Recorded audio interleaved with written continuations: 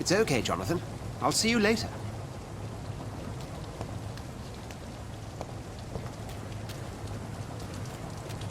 Come on, you bastard! You can do better than that! Nah! It's my turn!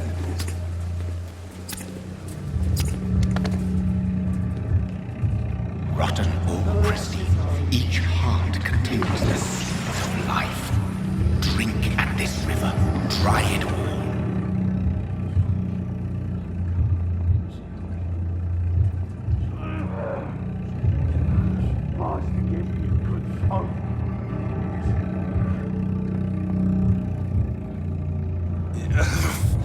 Oh, come on, you bastard! I won't bite! Sir, please. You've lost too much blood. Calm yourself. You think I didn't notice? Stop your staring and get me to an hospital, you arse!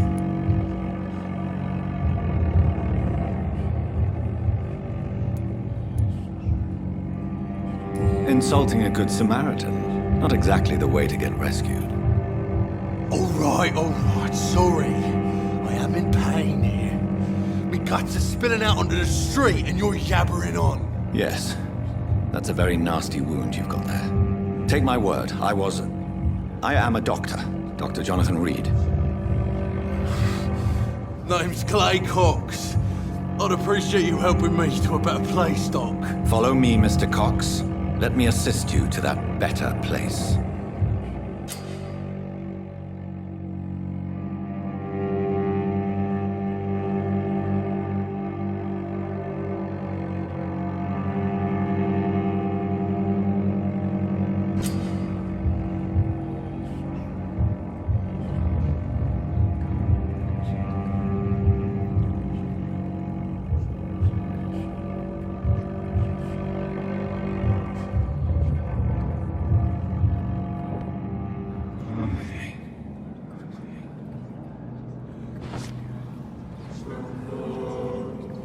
Bring this fading light into the shadows. Dance with him the dance of life and death.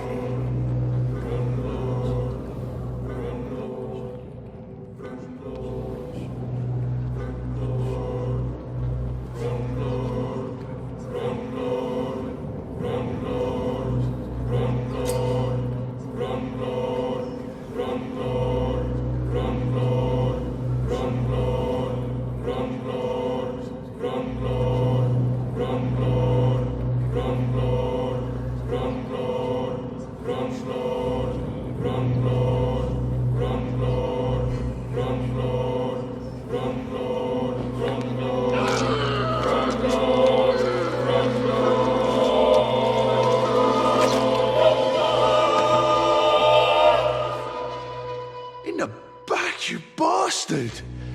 Didn't have the guts to fight me. Fuck you. I'll kill you.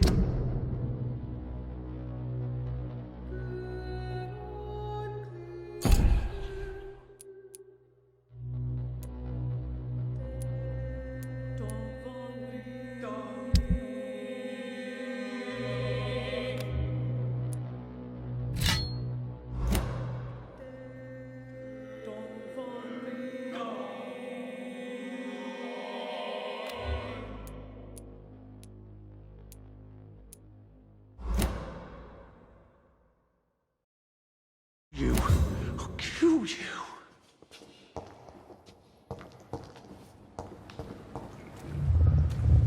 To taste a life, to embrace its most intimate secrets. Such a burden, such a divine sin.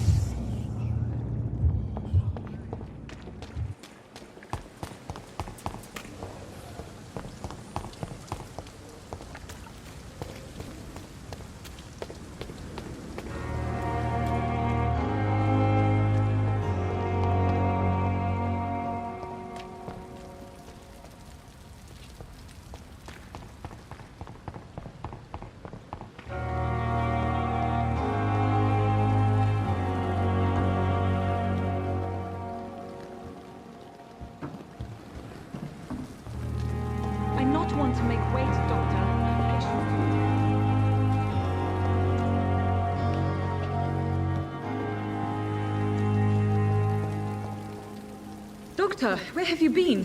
I've little time to play hide and seek with new staff members, no matter how illustrious they may be. I apologize, nurse. I needed some time to myself. This has been the longest and strangest night of my life. You delivered poor Mr. Hampton from a terrible fate. The means to that end should be of little concern, Doctor. Thank you, nurse. What can I do for you? Dr. Swansea insisted we provide you a quiet office. You'll find it on the second floor with your name on the door. Thank you. Nurse Crane, isn't it? Yes, Dorothy Crane. Welcome to Pembroke Hospital, Dr. Reed. Your office has been prepared. I would like to ask a few questions first.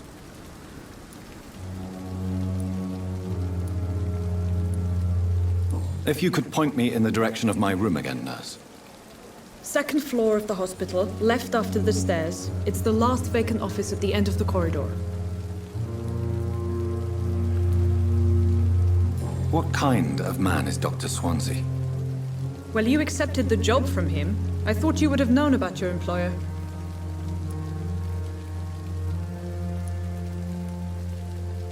It's right to assume Dr. Swansea knows far more about me than I do about him. You'll get to know him soon enough, and better than me. The administrator has better things to do than mix with us.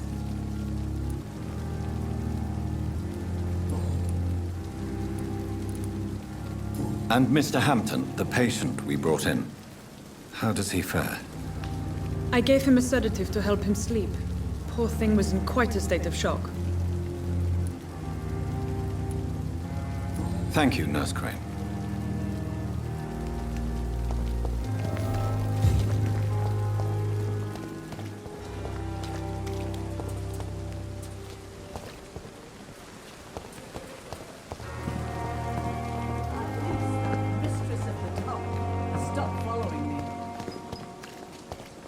Dr. Swansea is right. This place seems perfect to conduct my research.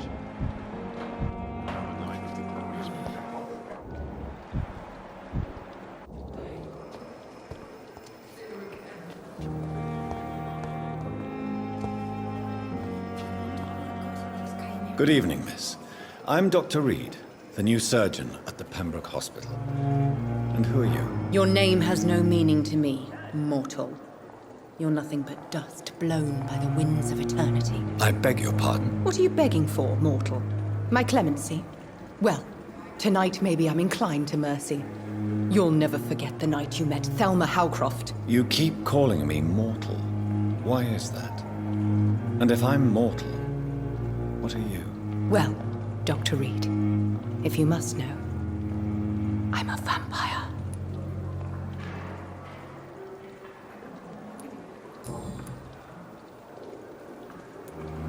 Who are you really, Miss Howcroft? I mean, apart from being a vampire. Is that not enough for you, puny mortal? What do you require? Proof of my powers? I'm curious to know who you were before becoming a vampire. No, it was such a long time ago, I don't remember. Centuries of unholy life can have strange effects on one's minds, you see?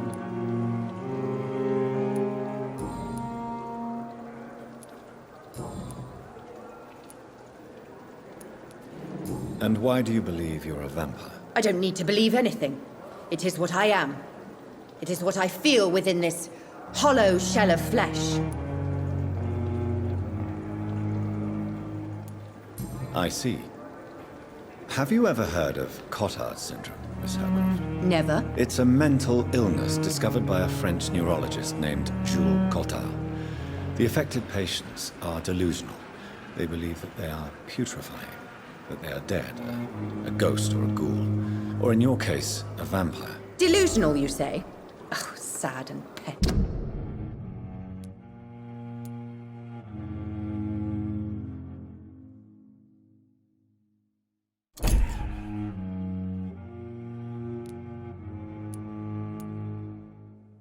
Immortal. You can't even begin to understand the concept of immortality. And you think it is I who am delusional. Please, describe to me how you feel. What is it like to be a vampire. I can hear my body crumble from the inside as my flesh cracks and fades. I sense the last pulse of postulant blood within my drying veins. I need new blood.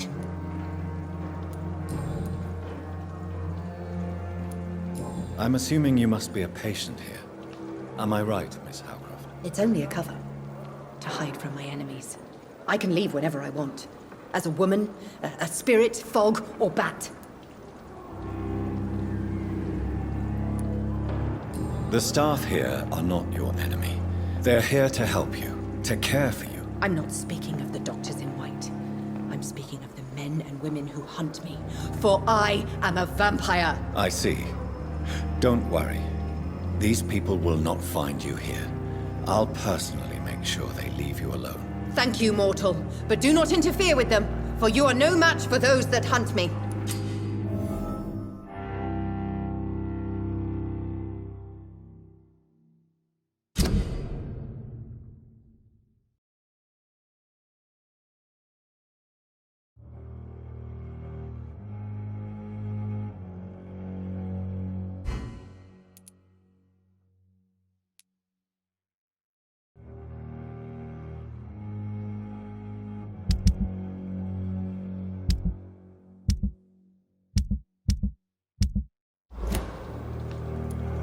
Who are these enemies you mentioned?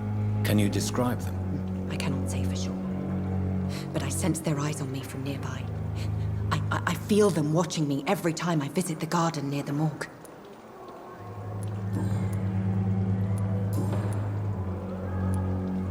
I'll leave you, Mistress of the Dark, to your nocturnal activities.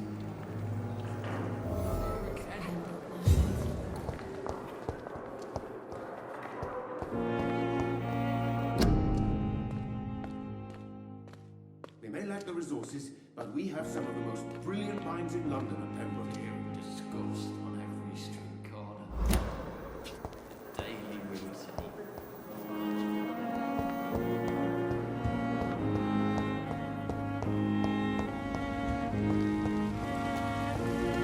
I'm sorry in the middle of my playing a court medical bench, sir. I understand you must be very angry about this unfair situation. I managed to arrange it. As grave as your wife.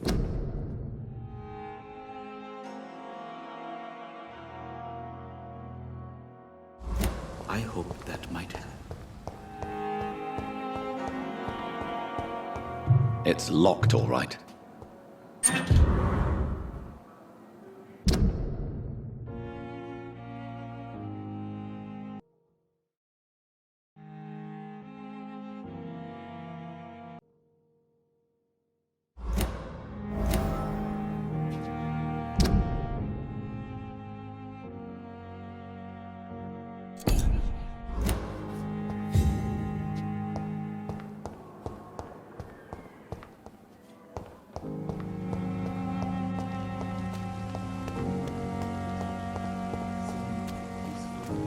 Thelma Howcroft said she was being watched by vampire hunters.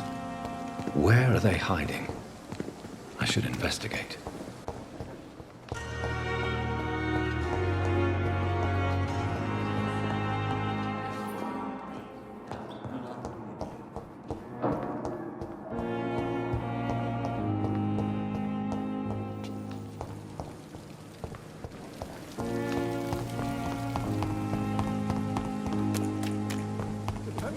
So lucky to have Dr. Reed, you know. I met him in New York.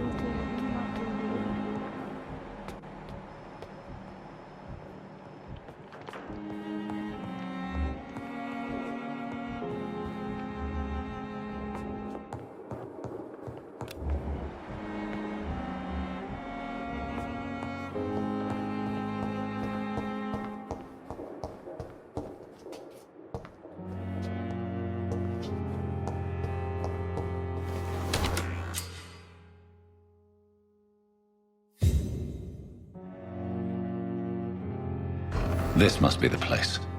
It's definitely away from prying eyes. Relegated to the shadows. A kingdom of my own. At least I won't be sleeping in a coffin.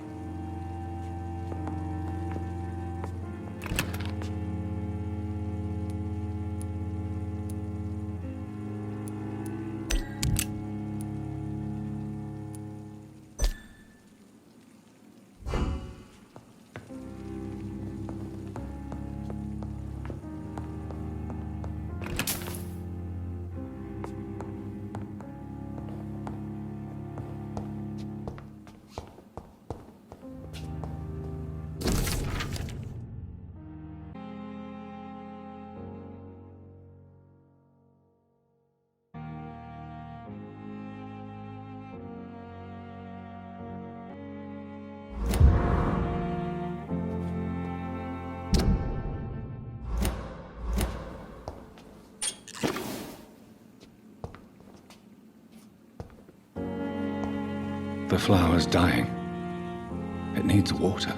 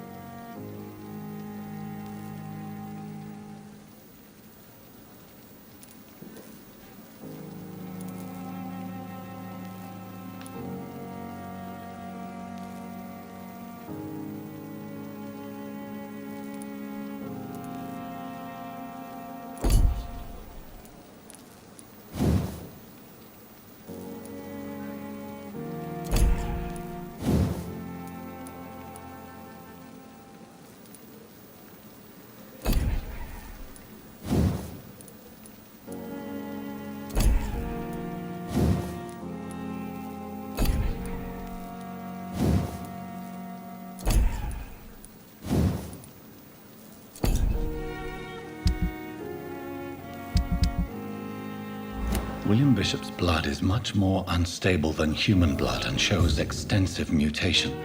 But this is not what happened to me. I must keep on searching. The sun is about to rise. I can feel it. I'll continue tomorrow night. I have so much time now.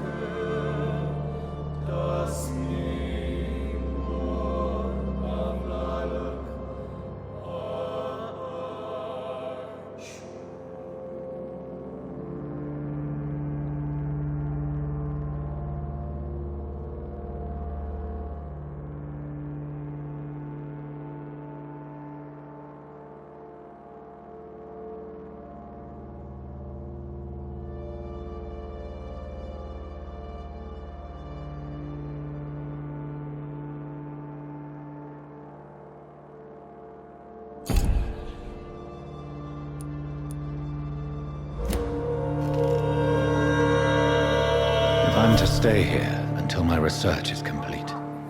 I'd better learn to hide my true nature from the mortals. But what about my thirst for blood?